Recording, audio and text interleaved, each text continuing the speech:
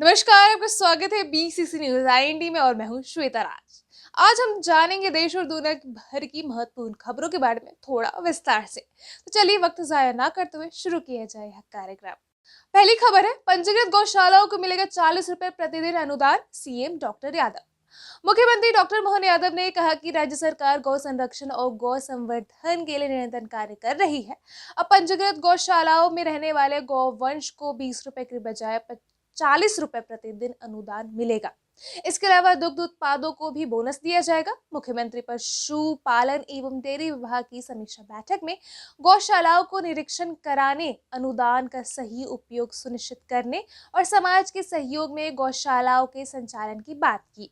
उन्होंने गोचर भूमिका को खाली करने के लिए पंचायतवार अभियान चलाने का निर्देश भी दिया। पशुपालन मंत्री श्री लखन पटेल ने पालतू और निरीक्षित गौवंशों के लिए अलग अलग रंग के टैग लगाने का सुझाव दिया, जिस पर मुख्यमंत्री ने सहमति जताई। प्रदेश में 2190 पंजीकृत गौशालाएं हैं, जिनमें 3,15,000 गौवंश है और इसके लिए वित्तीय वर्ष 2024-25 में 252 करोड़ रुपए का बजट प्रावधान किया गया है। अगली खबर है, इंदौर में जल्द शुरू होंगी मेट्रो सेवाएं, तैयारियां अंतिम चरण पे। इंदौर वासियों को नए साल में मेट्रो ट्रेन की सुविधाएं मिलने जा रही हैं। Madhya Pradesh metro rail corporation limited MPMRCL की तैयारियां अंतिम चरण में है और अब सिर्फ मेट्रो रेल सुरक्षा आयुक्त CMRS की हरी झंडी का इंतजार है।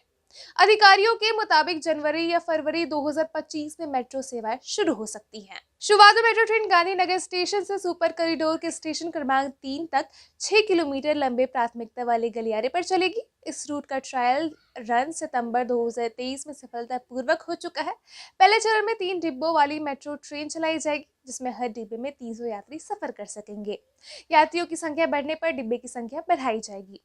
इंदौर में करीब 75,000 करोड़ रुपए की लागत में 31.50 किलोमीटर लंबा मेट्रो गलियारा बनाया जा रहा है। कलेक्टर आशीष सिंह ने कहा कि मेट्रो शुरू होने से सड़क यातायात का दबाव कम होगा और लोग कम समय यात्रा कर सकेंगे। मेट्रो की खबर से शहरवासी उत्साहित है। अगली खबर है, विशाखापट्टनम में पीएम नरेंद्र मोदी ने सीएम चंद्रबाबू नायडू और डिप्टी सीएम पवन कल्याण के साथ किया रोड शो। प्रधानमंत्री नरेंद्र मोदी बुधवार को आंध्र प्रदेश के विशाखापट्टनम पहुंचे, जहां पर राज्यपाल S अब्दुल नजीर, मुख्यमंत्री N चंद्रबाबू नायडू और उप मुख्यमंत्री पवन कल्याण ने उनका स्वागत किया। पीएम मोदी ने दोनों नेताओं के साथ रोड शो में हिस्सा लिया, जिसमें सड़कों पर भारी जनसैलाब उमड़ा। जनता ने मोदी मोदी नारे लगाकर उनका गर्मजोशी से स्वागत किया। पीएम मोदी ने 2 दिवसीय दौरे पर आंध्र प्रदेश और उड़ीसा पहुंचे। इस दौरे में वे 2 लाख करोड़ से अधिक की परियोजनाओं को राष्ट्र को समर्पित करेंगे। पीएम ने कहा कि वे ग्रीन एनर्जी से जुड़े महत्वपूर्ण प्रोजेक्ट का उद्घाटन करने को लेकर उत्सुक हैं। अगली खबर है, भारत ने बांग्लादेश के पूर्व प्रधानमंत्री शेख हसीना का वीजा अवधि बढ़ाई। भारत ने बांग्लादेश के पूर्व प्रधानमंत्री शेख हसीना की वीजा अवधि बढ़ा दी है। वह अगस्त 2024 में भारत में रह रही हैं। इस बीच खबर है कि बांग्लादेश सरकार ने उनका पासपोर्ट रद्द कर दिया है।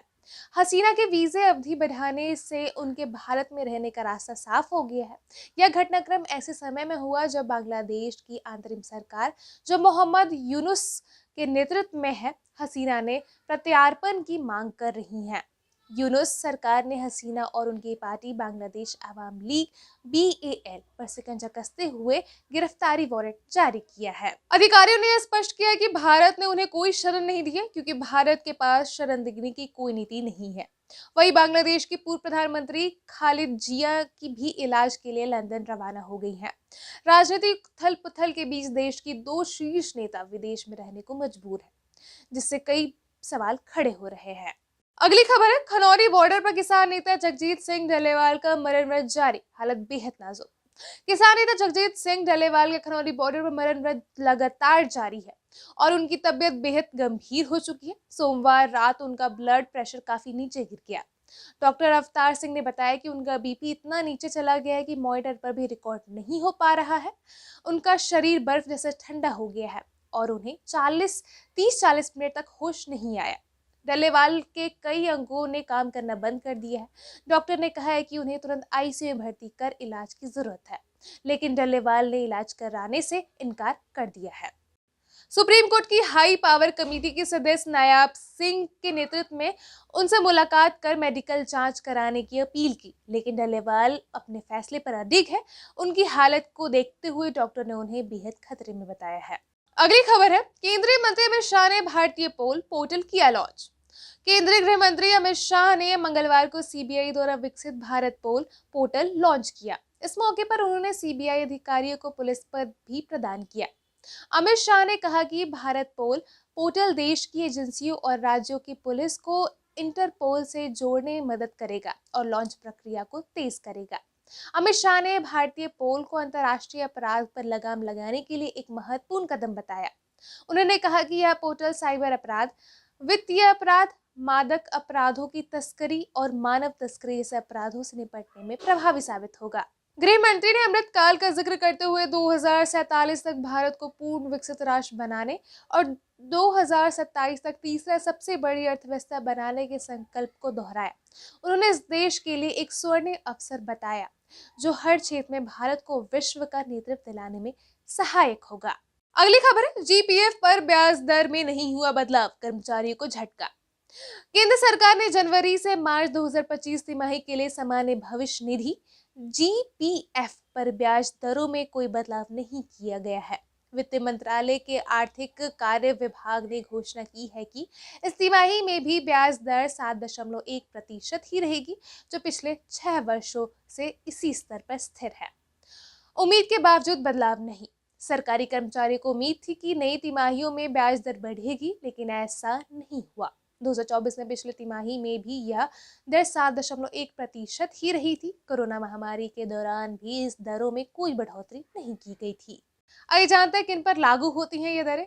यह ब्याज दर केंद्रीय सेवाओं, रेलवे, रक्षा, सशस्त्र बलों की भविष्य निधि योजनाओं पर लागू होती है। जीपीएफ से पैसे निकालने के विकल्प क्या क्या है?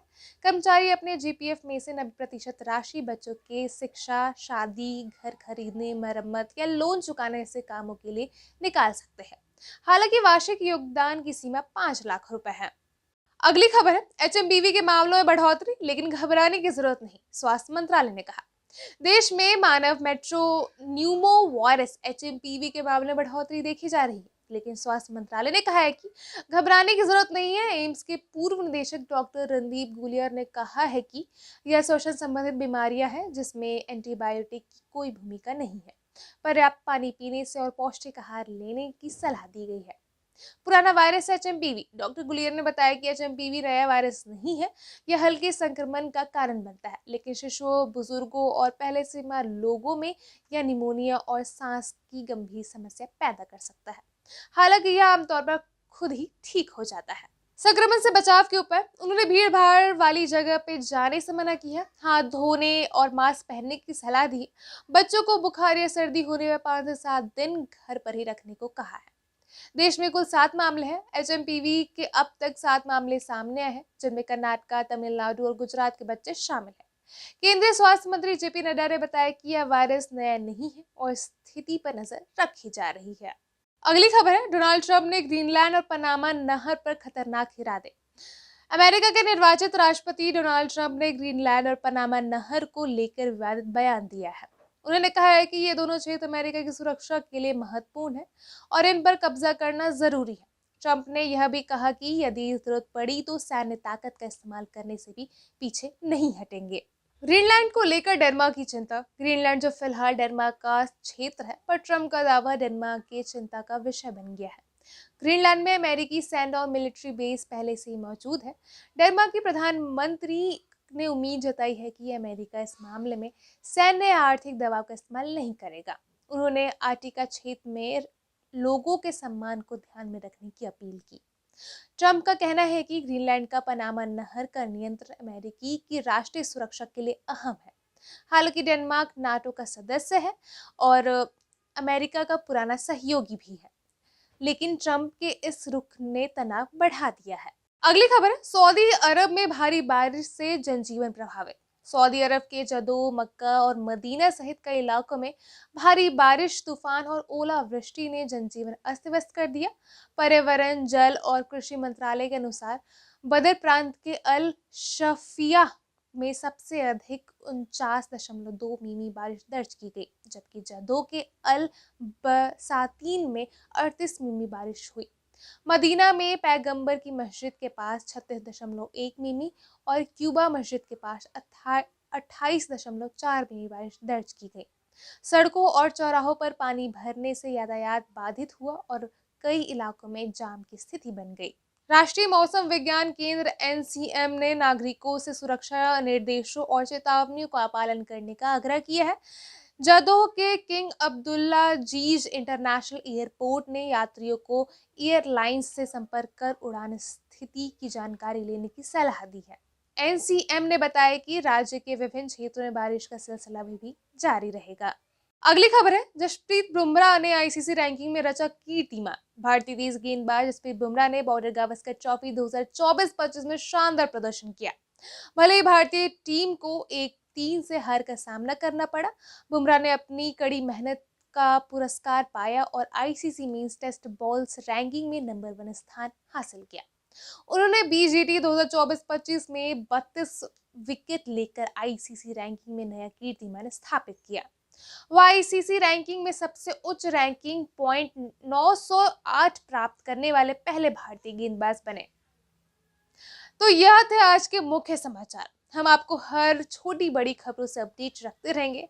हमारे साथ जुड़े रहिए और पूरी जानकारी के लिए देखते रहिए बीसीसी न्यूज़ INT। मैं हूं श्वेता राज, आपसे विदा लेती हूं। अगली बार फिर मिलेंगे, तब तक के लिए नमस्कार।